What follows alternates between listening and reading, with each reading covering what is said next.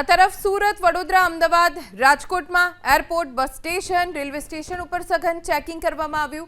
મુસાફરોના સામાનની પણ તપાસ થઈ રહી છે।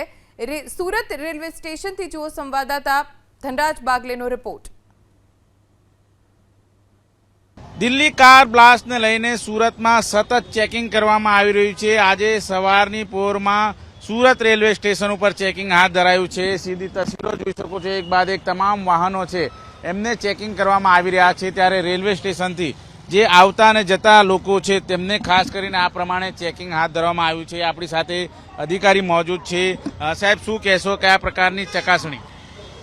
ગઈકાલે જે દિલ્હીમાં કારમાં બ્લાસ્ટ થયેલો છે તેના અનુસંધાનમાં આજરોજ વહેલી સવારથી સુરત રેલવે સ્ટેશન ખાતે પોલીસની અલગ અલગ ટીમો બનાવવામાં આવેલી છે અને હાલ વાહન ચેકિંગ ચાલુ છે।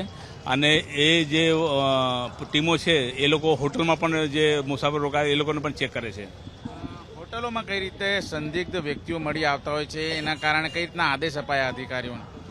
હોટલોમાં જે રજીસ્ટર જોઈને બધાને આવું લાગે કે ભાઈ શંકાસ્પદ છે તો તે લોકોનું આઈડી પ્રૂફ એ બધું ચેક કરીએ છીએ અત્યારે હાલ।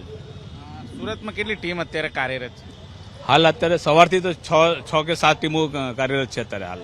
બિલકુલ જોઈ શકાય છે આ પ્રમાણે જે રીતે અત્યારે હાલ ચેકિંગ હાથ ધરવામાં આવી રહ્યું છે। ત્યારે સુરત શહેરના અલગ અલગ વિસ્તારોમાં આજે બીજા દિવસે પણ સતત ચેકિંગ હાથ ધરવામાં આવી રહ્યું છે। સામાનથી લઈને તમામ ચીજ વસ્તુઓ છે આ જોઈ શકાય છે। આ પ્રમાણે જ્યારે શહેરમાં પ્રવેશ કરતા વાહનો હોય એમને અત્યારે હાલ આ રીતે બેગ ચેકિંગ કરવામાં આવતી હોય છે, સુટકેસ ચેકિંગ કરવામાં આવતી હોય છે, તમામે તમામ સામાન છે એ સામાન ચેકિંગ કરવામાં આવતા હોય છે।